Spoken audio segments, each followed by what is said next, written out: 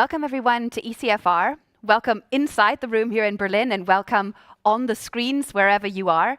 My name is Janka Oertel. I'm the director of the Asia program here at ECFR, and I'm very delighted to welcome you all to this very timely event. While Biden and Xi are meeting in San Francisco and are talking about how the world of today and the contours of the new order between those big two looks like, what we want to do here is to kind of look at the shifts that are happening beyond those big two. We want to look at the significant shifts and the new shapers of what we call the middle powers. So we want to ask, what do middle powers think? It obviously immediately for every academic begs the question, what is a middle power? What is defining a middle power? So for simplicity's sake, I would say we have defined them as those that have the ability to shape different aspects of the new order. The sort of, in my words, I would say, the hard to get around powers. The ones that you sort of have to incorporate in your thinking in the future. For this purpose, at ECFR, in cooperation with Oxford University, we have conducted a poll in 21 countries, and you can read all of the results online and you can look into the details. There's just one little note that I, as a China watcher, would like to make with regard to the data. That is, there's a polling data from China, which has been gathered in 4 cities only, in Shanghai, in Beijing, in Guangzhou, and in Shenzhen. And that's important to note with regard to the representativeness of the data that is being presented, and I don't think we should overlook that when we talk about it.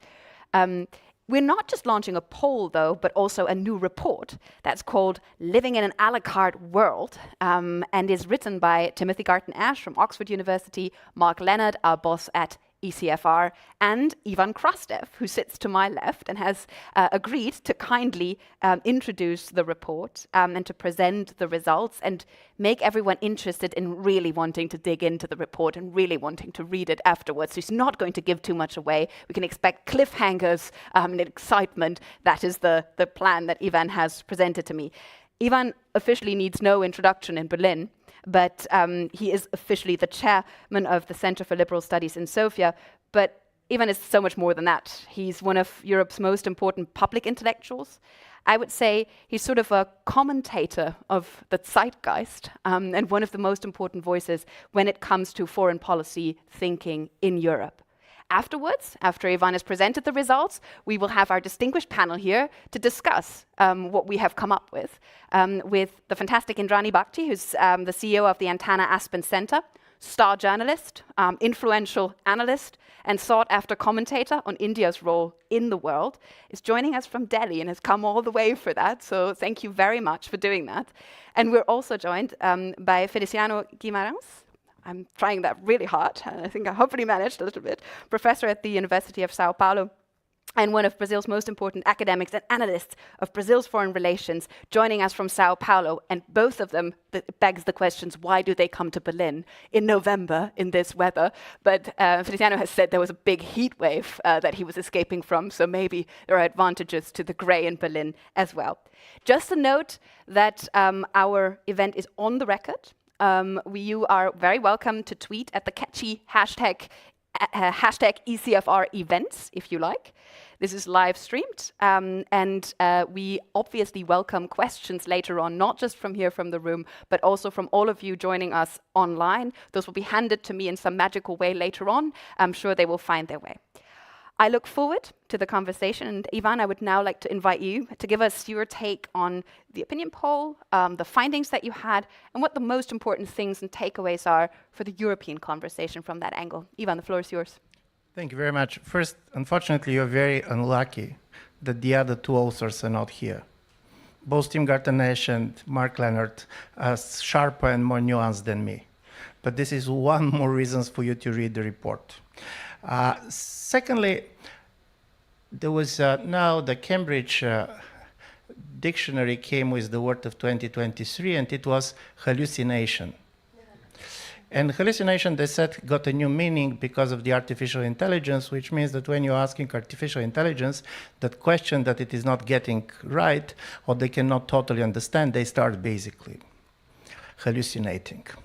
Listen, with the opinion polling, it's slightly about hallucinating.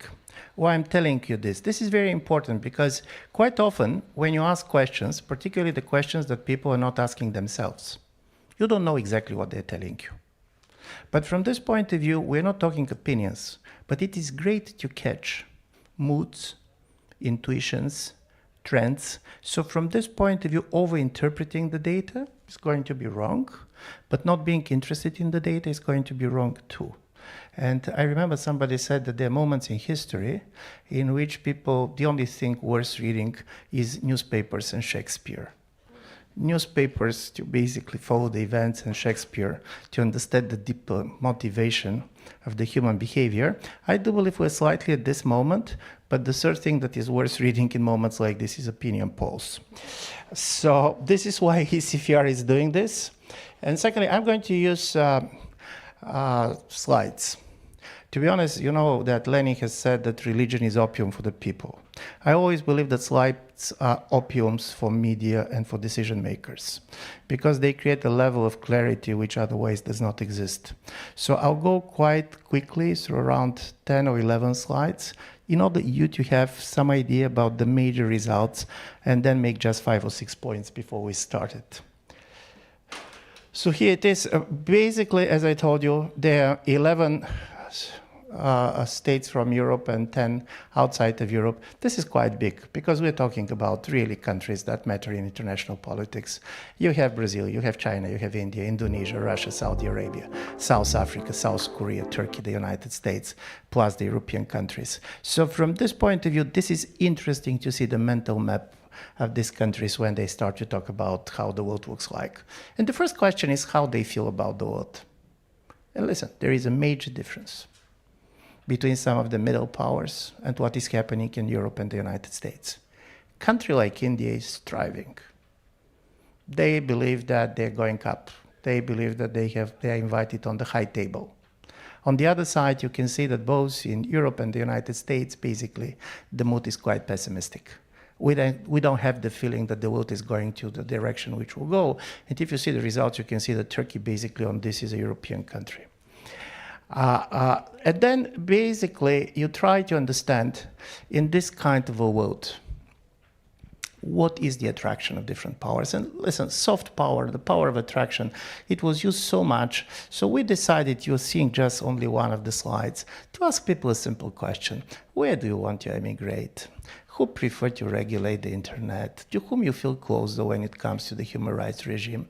And you're going to see that in most of these questions, Europe and the United States are doing really much better than China and Russia.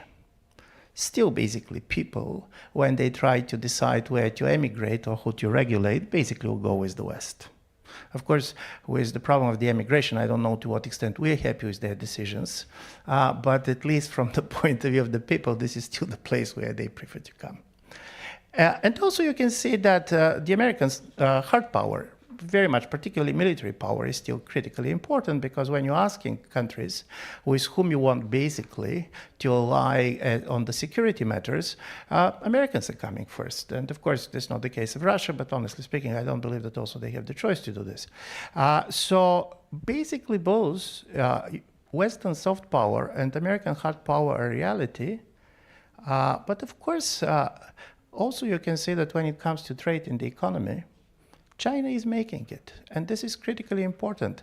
And this is critically important because you're going to see when you read the report that while the West is still very attractive, and if you ask and force people to choose to go closer to the West or China and Russia, they'll say the West. But believe the most important finding is that they don't want to choose. So from this point of view, to believe that these countries are sitting on the fence is the wrong way to frame it. First of all, most of them are not sitting, they're running. Some of these countries are the most hyperactive countries. But also what is, in my view, critically important is to understand that for this country, the new definition of sovereignty is to have choices. So even countries that, for good reasons, has a lot of mistrust, for example, towards China on security matters, this is the case of India, they're quite open for economic relations with China, because they basically believe that having an option and resisting being put in a camp is something that is their new definition of sovereignty. From this point of view, these middle powers, they are seeking opportunities. They're not looking for alignments. And in my view, this is a kind of a reality that should affect, to a great extent, Europe policy. We're not back. We're back in a Cold War to the extent that you have an open rivalry between two different political systems and regimes, and you have a lot of competition on many areas. But people are not going to behave others of the West in the way they have been behaving during the Cold War. And by the way, they have a much more capacity to resist being simply. The war in Ukraine was quite important for us. And this is, to be honest, quite clear that the West lost totally the narrative of the war in Ukraine. When you're asking people, do you believe that this is a proxy war and this is the major kind of a Russian narrative, that this is the war between the United States and Russia? Most of the countries, with the exception of outside of the West, is going to say yes. The only people who in a big number believes that United States is not in a war with Russia are the Americans. When you basically ask how the war should end, basically the basic majority said, we're not interested in how it is going to end, we're interested in when it is going to end. So people are going to be ready to support any type of a peace deal at the cost of Ukraine losing territory if the war is going to stop now, because many of these people are basically seeing their interest in these terms. And this is a kind of an important finding. When you're asking the question, who you blame, who is the major obstacle for peace, you can see to what extent basically the Russian narrative has prevailed. Basically, the West, I mean, United States, European Union, and Ukraine are blamed in most of these countries for being the major obstacle for peace. So the paradox is that Russia, the country that started the war, now basically also managed to capture the word peace for themselves. And also, when you're asking who basically is going to win the war in the next 5 years, you're going to see that most of the country outside of the West, and when I said outside of the West, I put South Korea in the West very much, they believe that Russia is going to make it. And this is very important because for these countries, who is going to win in their imagination is quite often more important who they believe is the just party in this. You have a type of a geopolitical opportunism which is very important, and this kind of a survey is making the life much more difficult both for the Europeans but also for the Ukrainians and for the United States, because it's quite clear that it is not easy to change this type of expectations and this type of a data. And then, not surprisingly, after all this said, the question, when you use the word strong, of whom do you think about? Yeah, country think about the United States, country thinks about China, but honestly, when you think about the European Union, strong is not the word that comes naturally to you. And I do believe that this is critically important because in the world in which we are, strengths and kind of a strength in all its dimensions, economic strengths, but also military strengths and so on, becoming critically important. And one of the kind of a paradox with the soft power is that at the hard core of the soft power is the feeling that you're powerful. And then basically you're saying that as a result of it, outside of Europe, but also inside of Europe, European Union starts to look vulnerable. When you ask people, basically, do you expect that European Union is going to disintegrate in 20 years? Very high percent. And by the way, in China, even higher than in Russia, in Saudi Arabia rather than Russia. I'm asking this, and when I said that people are hallucinating, we don't know exactly what they mean. Is, for example, Bulgaria leaving the European Union, disintegration of the European Union? We don't know exactly what is behind this question, but what they basically is answering is that they have the feeling that European Union is in a losing trend when it comes to international politics. So this is why I'm not going to take these numbers to tell exactly what people mean, because even for Europeans, when we talk about disintegration, we're much more signaling trouble. We're signaling our worries than basically defining. I know at least 10 definitions of what is integration, but we don't have still a definition of what is disintegration when it comes to the EU. And also, interestingly enough, when you look at Ukraine and when you see this data, one is going to say, okay, fine, how important it is. And it is important. And this is important not simply for major political and security arguments that normally are made, not simply because of the fact that if basically the things go wrong in Ukraine, this is going to produce a major split within the European Union, but also you see that it is the people who believe that Russia is going to prevail are also the people who basically believe that European Union is going to disintegrate. So a former American Secretary of Defense, not particularly popular anywhere, once said that weakness is an invitation for aggression. And on this, I do believe he was right. And also, this kind of a data shows exactly the fact that neither European Union nor the United States can, in a way, easily get out of this. And I just want to make two additional points which were quite important for us. If this is the case, the policy implication of this data. One is that European Union needs a strategy when it comes to the Ukraine, which is going to be based, in my view, on three realities. First is, and General Zaluzhny was very clear on this, we cannot expect a fast victory, which means that Europe should be ready for a long war. Secondly, it's going to be a European war. You don't expect other side outside of Europe particularly, and keep in mind, these results came before October 7, before basically Hamas attack on Israel and basically Israeli a response to this. You can imagine that many of these strengths are going to intensify. So as a result of it, we're also going to see that the Ukrainian war is going to go on the back pages of the newspapers. It's not going to be at the center of the debate.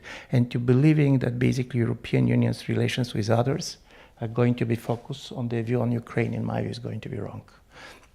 And also what I do believe is critically important, and this is where basically, at least for me, the two last points is, when you see deeper in the report, and we have several data on this, in the collective imagination of this non-Western countries that we have been studying, European Union and the United States go together.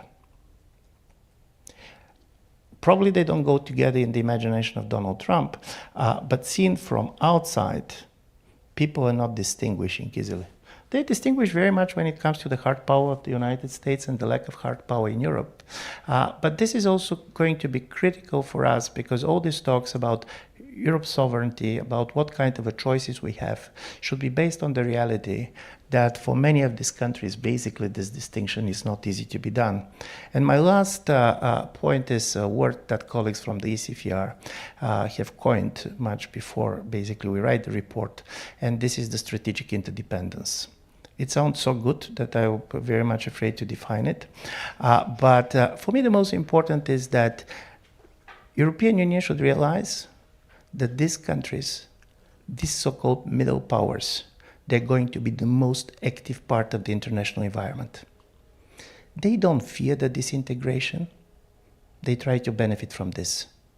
They don't worry so much about the state of the world. They're much more interested about their place in the world. And from this point of view, to engage with them, we should try much more to engage on the agenda that matters for them than kind of on a higher level of international order, because many of them are not preoccupied with the idea of order.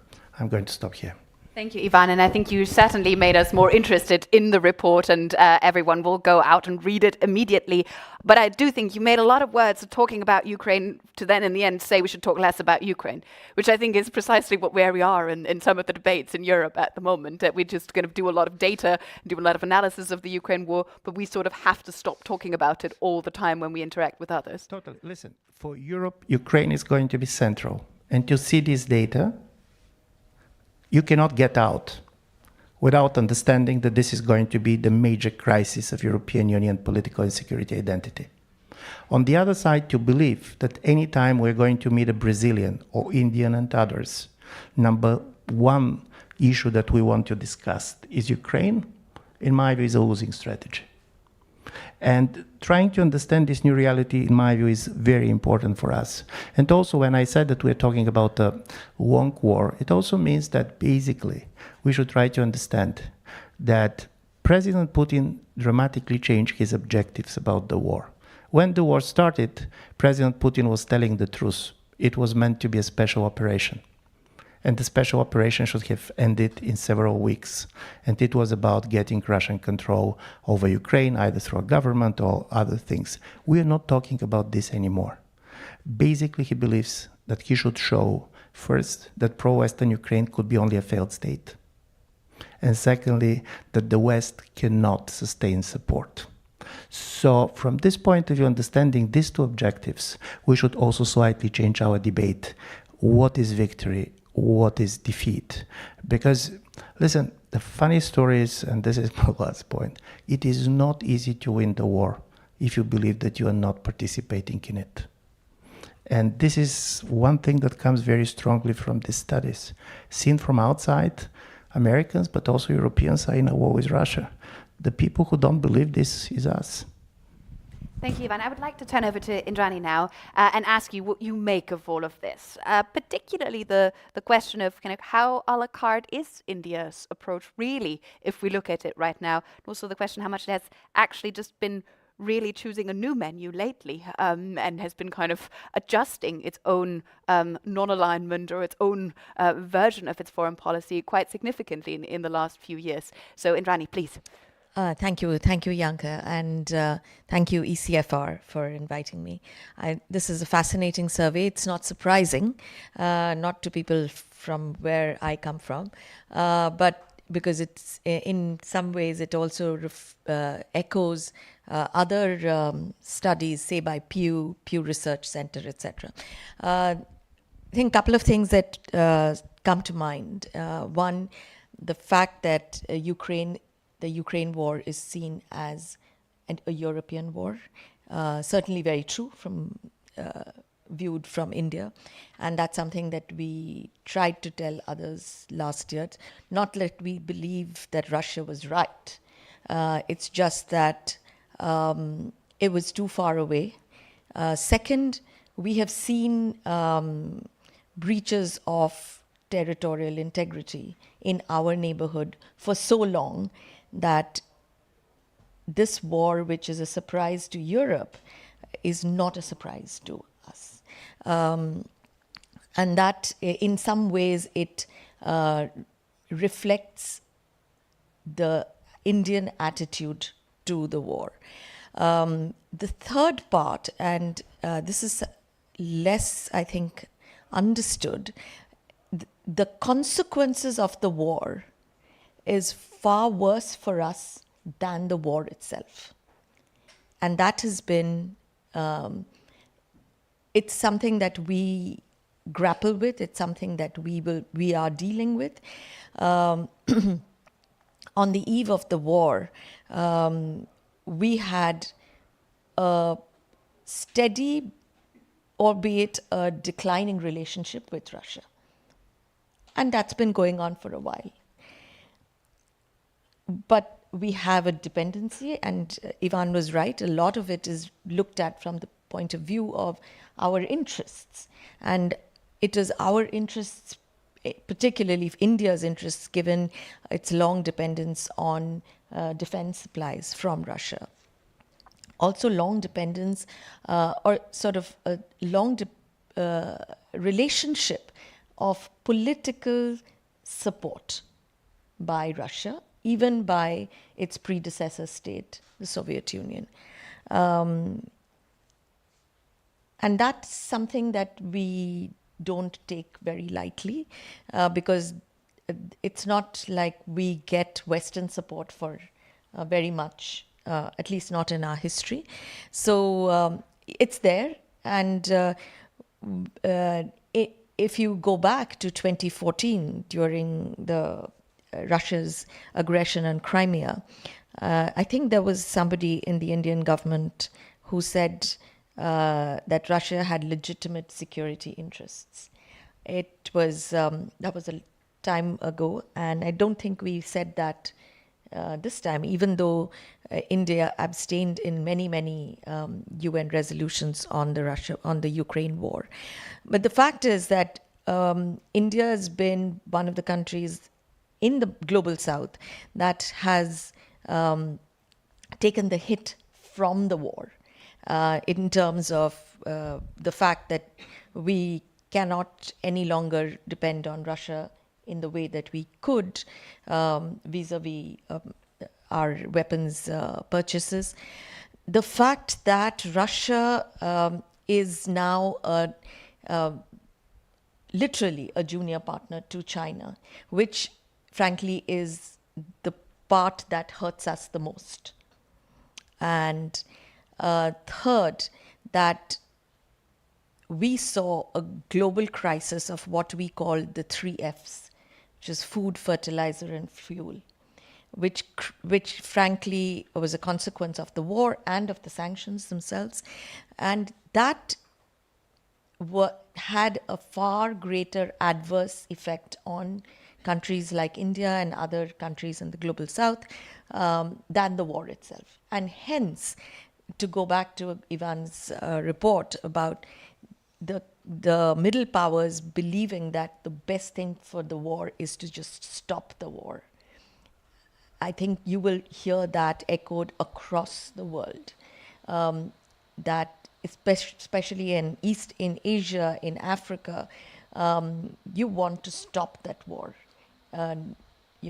Who wins, who loses, how is victory defined? We don't know. We have seen wars in our neighborhood where the people against whom the war was waged in 2001, in 2021, you literally returned that country back to exactly the same people you were fighting against. So yes, I mean, we are a little ambiguous about all that. But I think Ivan's report is very well organized in terms of the fact that I would say it has accurately reflected some of the things that we believe or we come across in our daily lives. About the others, I will get back to your answers later, but continue. Can I follow up on one thing? Because obviously the data was collected, as you have said, Ivan, before 7th of October. Yes. We are in a post-7th of October world Yes. now. Yes. Maybe you can say just a few sentences on Absolutely. how this new escalation is kind of going to shape the world that we know, and how India is going to respond to that, and how this has changed kind of Israel-India relations, for example. Well, this war, the Israel-Hamas war, actually impacts us far more. Yeah. This is a region where India's investments have been growing quite steadily.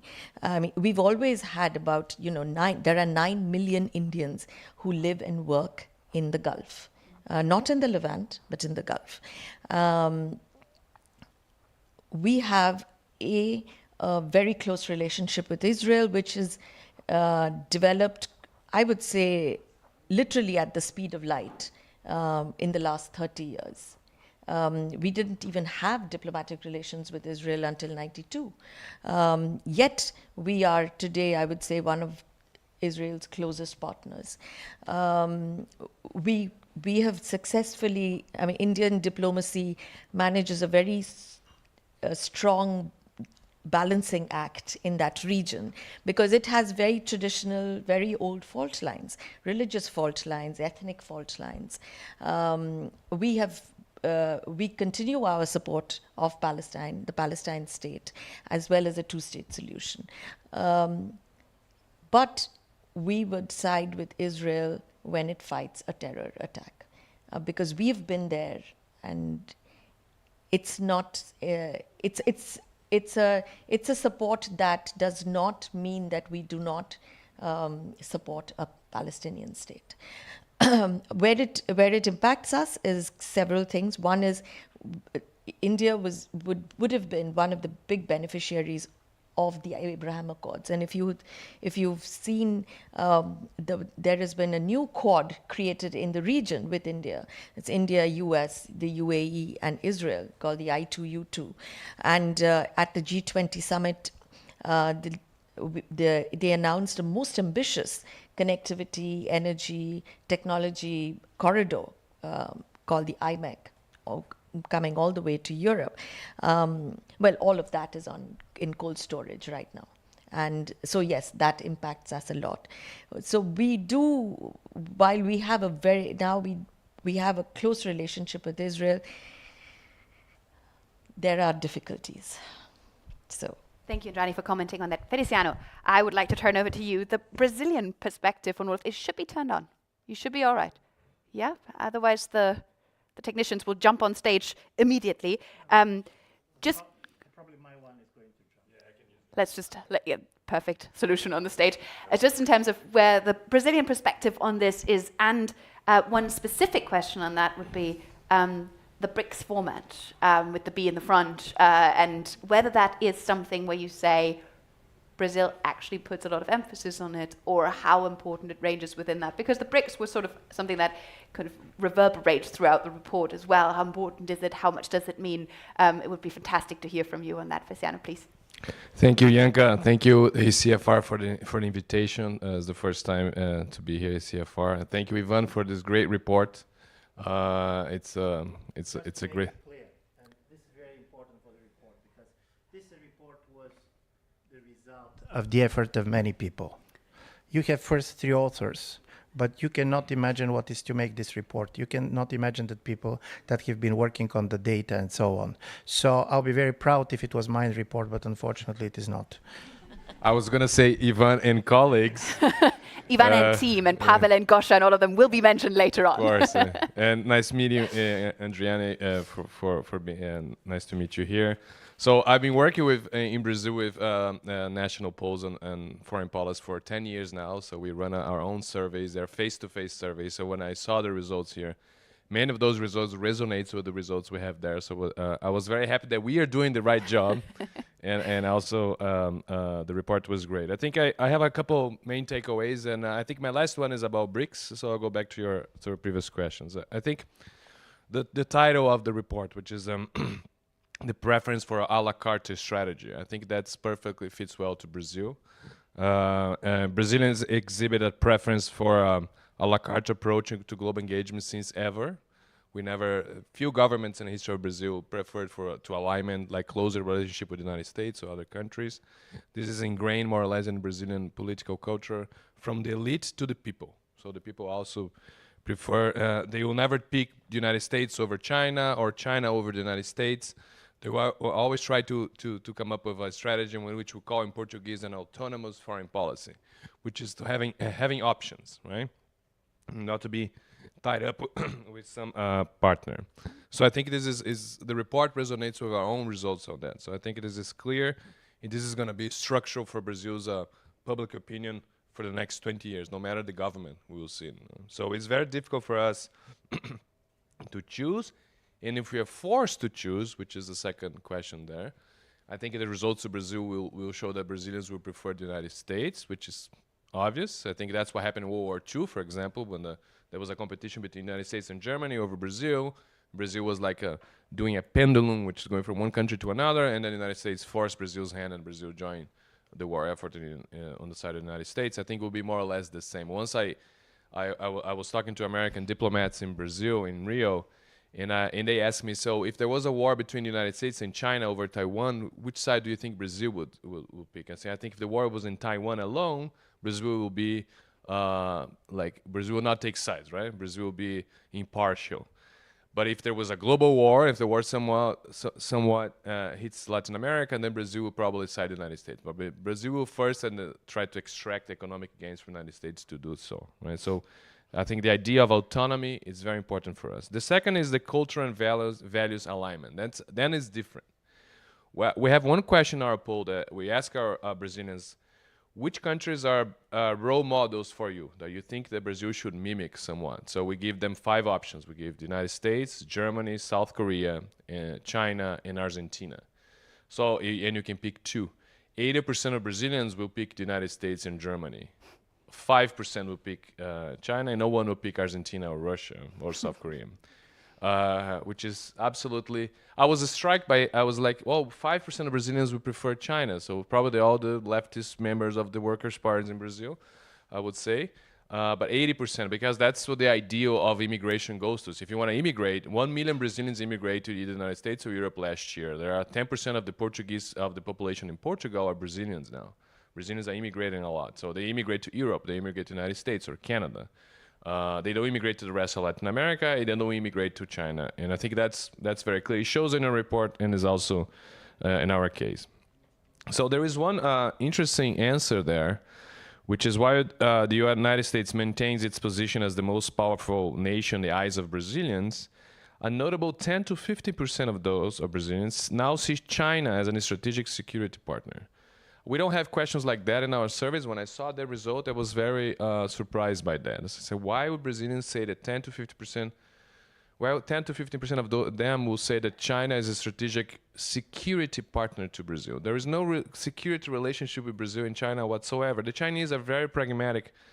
They have we have a huge surplus. I think we have the largest trade surplus in the world today. Is Brazil to China is at $90 billion this year. We're by far we have 60% of all investments from China in Latin America. In South America, they go to Brazil. More and more Chinese companies you see in the streets of Brazil, cars and stores and like that. But the Chinese diplomats, they never try to sell weapons, weapon system to Brazilian government. They don't have a relationship with the police in Brazil to sell any equipment or anything like that. So that's interesting. It's hard to explain that number because my intuition is that if you had made these questions 20 years ago or 10 years ago, it would be zero.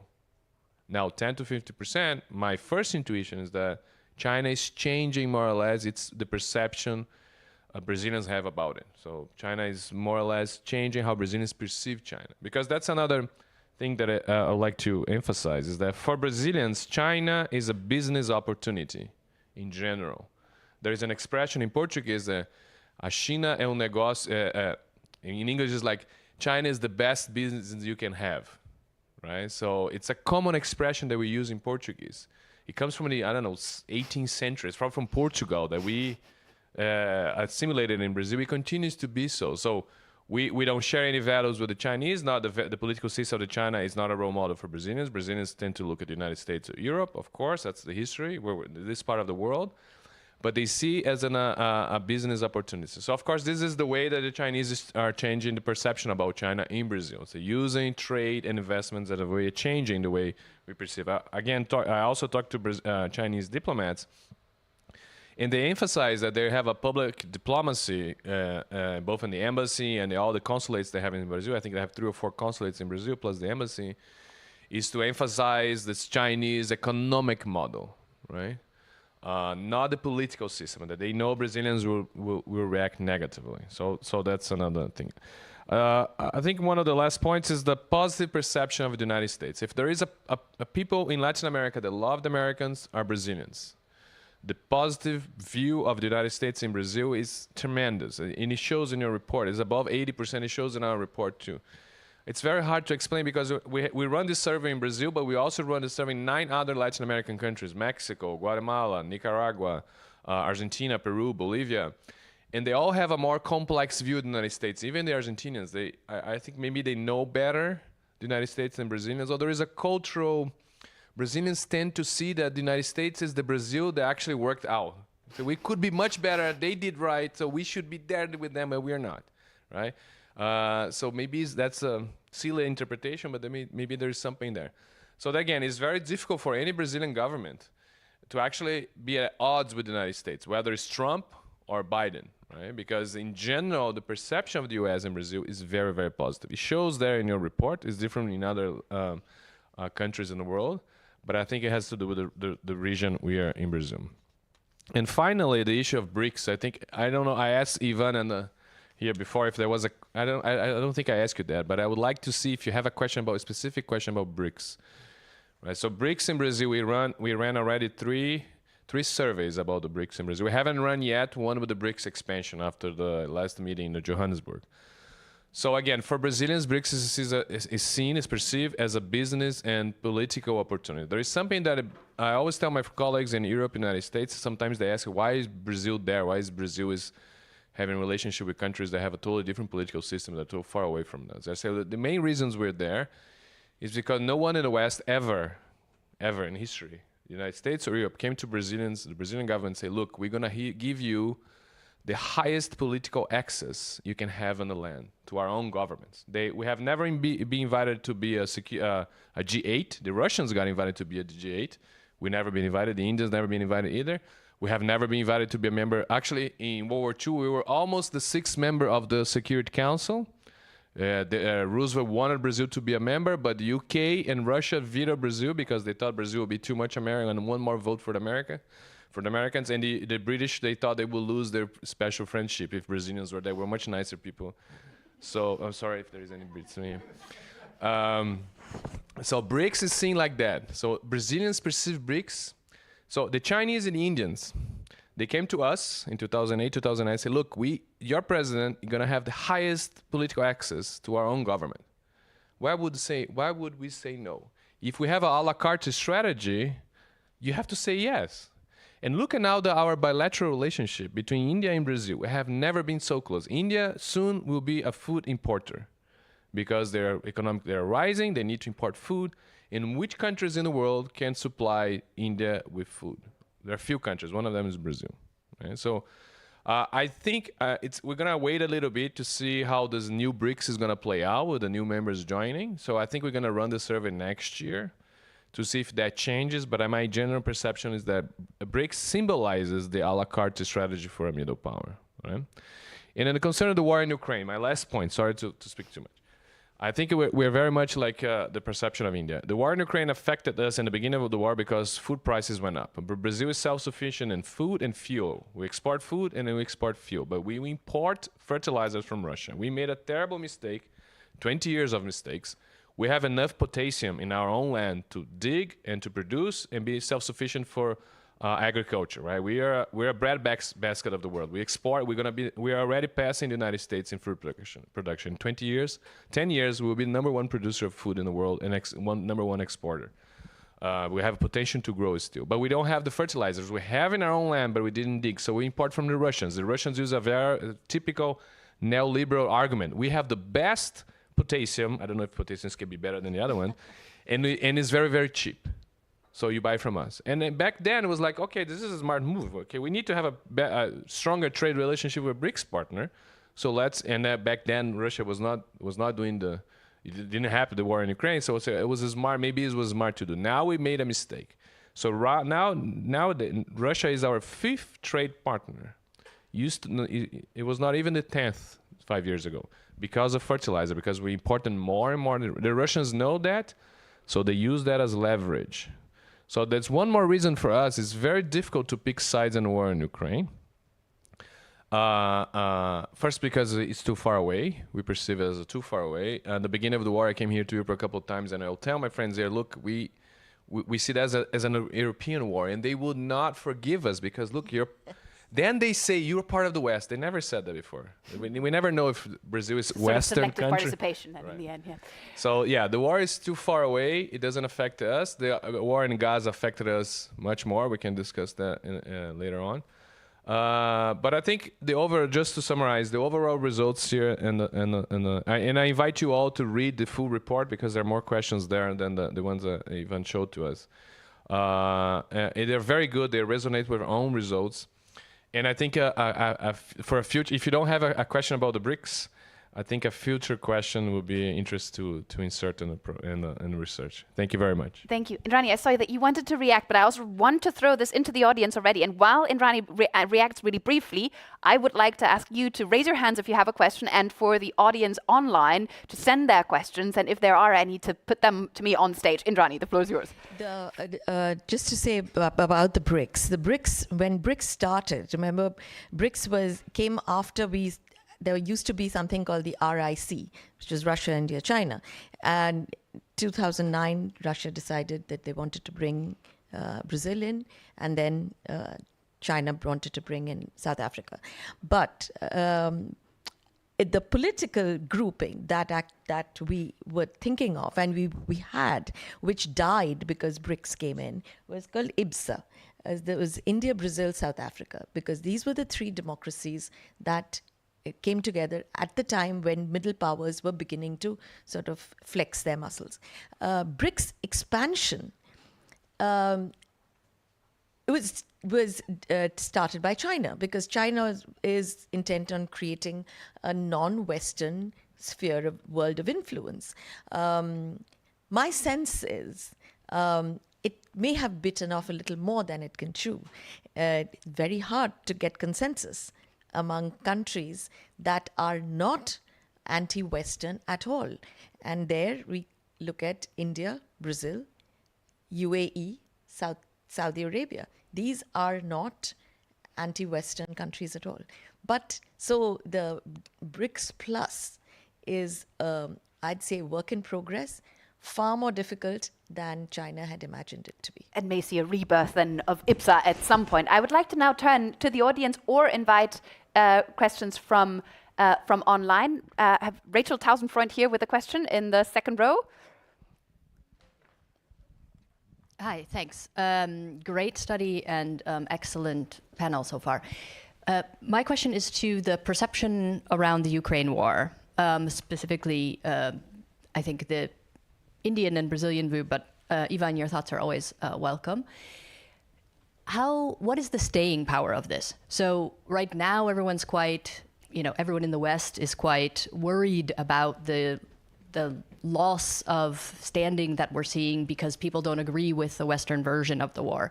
But my sense is that these things disappear. So when we're not having this discussion anymore, hopefully, because there was a good end in a year or two, there won't be such a huge lasting impact. I feel like this is the fifth story in the last 20 years where this was the case, and we forget them every time. So my question is either in the case of the Ukraine war or in the case of now Israel-Palestine, are any of these things going to stick and really shape future opinion in these countries about the West, or are they just another example that will fade in a year or two?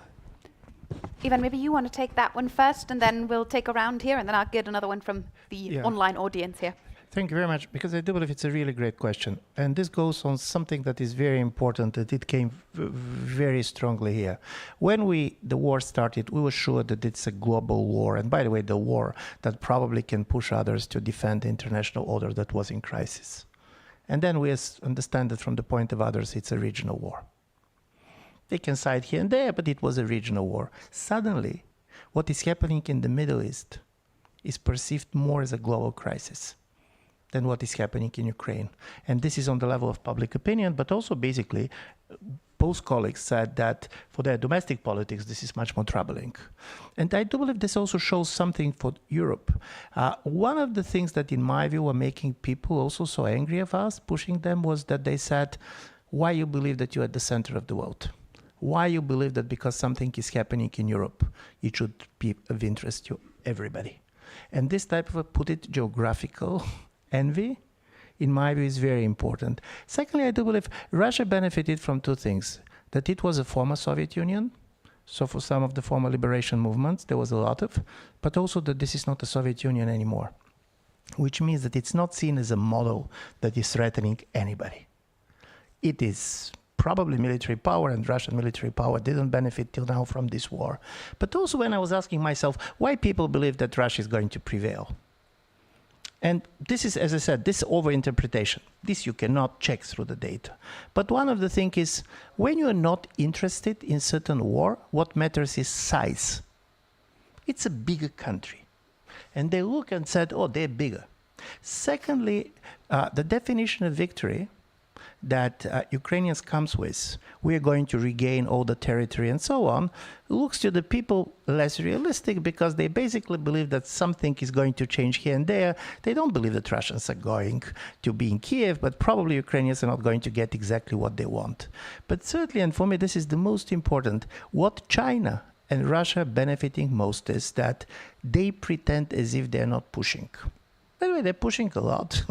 They're pushing economically, they're pushing politically, but it looks as if we are saying who is not with us is against us. And particularly China is playing this game kind of a very strategically, well, we are neutral, we are for peace. And this kind of a possibility, particularly of the Chinese, and now Russia's benefited from this, to capture the idea of peace.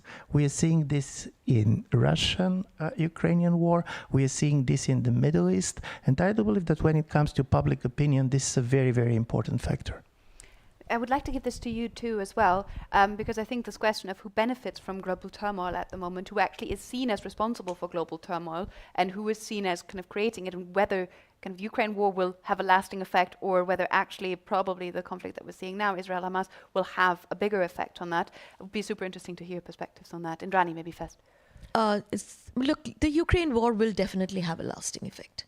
If nothing else, if Ukraine emerges from this war as completely destroyed by Russian shelling, maybe without its eastern part, because at some point people will say this far and no further, and Russia is literally playing for a long war.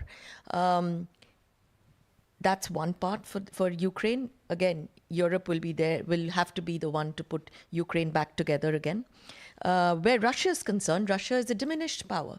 Whether Russia believes it wins the war or not, it is a diminished power.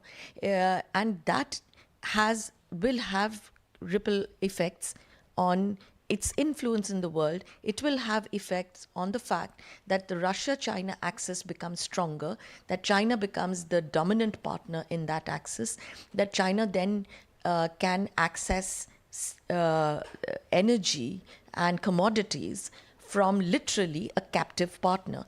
That has an impact on countries like India in the world, and I would say on many others. So yes, there is a global impact of the Russia-Ukraine war. The Middle Eastern war has more immediate impact, because if this becomes a regional war, if other countries get into it, frankly, if Iran gets into it and it becomes a Shia-Sunni war or an Arab-Persian war, we are looking at an absolute destruction of that region, and that will have its consequent effects on us. Feliciano. Thank you for the question. It's a very difficult question because I cannot answer, so I'll guess. So I will try to answer. I think that in the case of Brazil, that's the best I can do. There's a clash between values in general and strategic values. So if the war in Ukraine, for example, let's say that Russia wins the war somewhat, right, in the next years or so.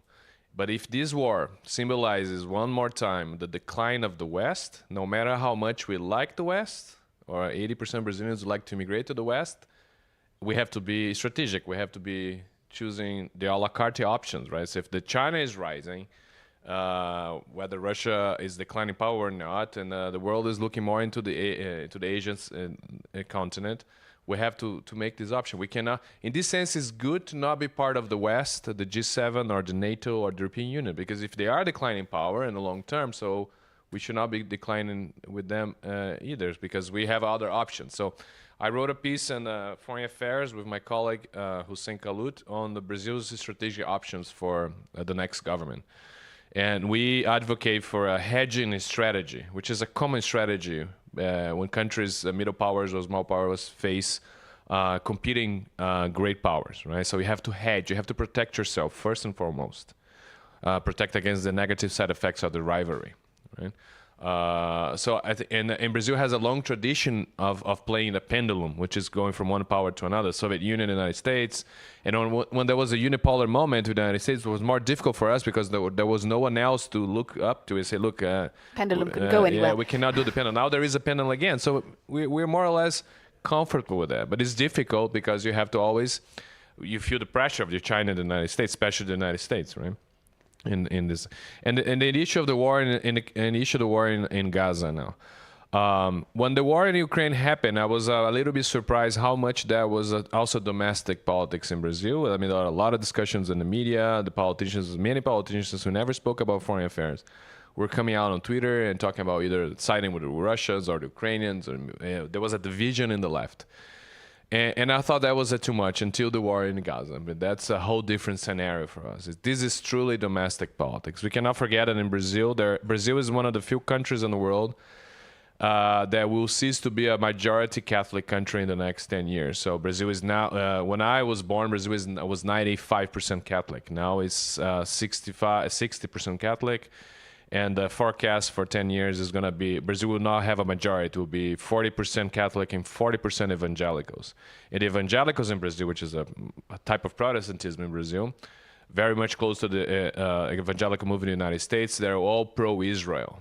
So the evangelicals are hardcore pro-Israel, anti-Palestinian state, anti-Hamas, of course, and they are very vocal. I wrote a couple pieces on that, on how they perceive Israel. They have a mythical Israel in their minds that actually does not resemble any shape or form what actually Israel is.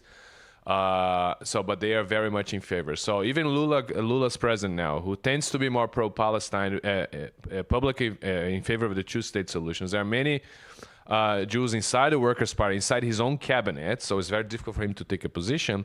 Now there is this other element of Brazilian domestic politics. So when the Hamas when Hamas attacked on October 7th, there were a couple Brazilians, 10 Brazilians who actually were murdered by Hamas. The notes issued by the Ministry of Foreign Affairs were very mild, in my own opinion. Right? So if there's a Brazilian killed, whether the person is living in Israel, or the Brazilian government has to be really against, of course, what happened, right? So they're mild position. You have no idea how much the government was attacked on social media, on the media in general. Then they found two or more Brazilians actually got killed. Then they changed the note, but they were like, they are actually starting to use the word murder. They were using the word death, which is very mild in Portuguese compared to murder. So again, this is very domestic. Apart from the implications of the war, if the war is going to become a regional war or not, this is impossible, of course, for us to predict, or anyone to predict. But it became a domestic politics that motivates votes. Many of the former Bolsonaro administration foreign affairs team who were being persecuted, who were having problems with the justice system, they came out of nowhere on the social media to attack the government. So there was an opportunity to attack the government. And it didn't happen that during the war in Ukraine. And then it happened in the war in Gaza. So this war, unbelievably, is changing what's going on there. So as always, if you want to try to talk about what India, Brazil and Europe think in 60 minutes, it's not going to work because we only have 4 minutes left. So I want to get that one question from online in very quickly, and you have to give me super speedy answers. The West is often accused of having a double standard on human rights and rule of law. What is a good way to deal with that in diplomatic relations with middle powers? I want answers from you two in terms of what the concrete advice is for the Europeans and how to deal with that. And no, you have a minute each, probably. Feliciano goes first. Very quick. Very prestigious American diplomat visited Brazil a couple of weeks ago and make the same question to us. There was a couple of professors that said, look, if you start, he was going to give an interview to the newspaper in Brazil. If you start the word share values, it's wrong. Because Brazilians were immediately perceived as a double standard of hypocrisy. So when it comes to relationship with Brazil, if you're coming from the West, I think that was one of the biggest mistakes of Chancellor Scholz when he visited Brazil.